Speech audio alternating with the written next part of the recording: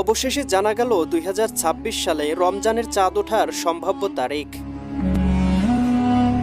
আসসালামু আলাইকুম প্রিয় দর্শক, আশা করি সবাই ভালো আছেন। রমজান রহমত, বরকত ও মাগফিরাতের মাস। আজকের এই ভিডিওতে আমরা জানব ২০২৬ সালের প্রথম রমজান শুরু হতে পারে কত তারিখে। তাই সম্পূর্ণ ভিডিওটি দেখার জন্য অনুরোধ করছি।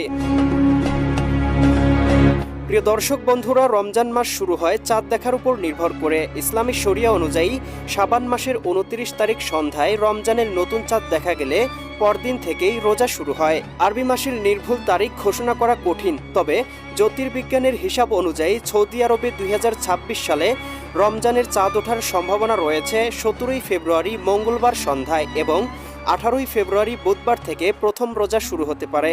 এদিকে বাংলাদেশে ২০২৬ সালে রমজান মাসের প্রথম চাঁদ ওঠার সম্ভাবনা রয়েছে ১৮ই ফেব্রুয়ারি বুধবার সন্ধ্যায় এবং ১৯ ফেব্রুয়ারি বৃহস্পতিবার থেকে প্রথম রমজান শুরু হতে পারে।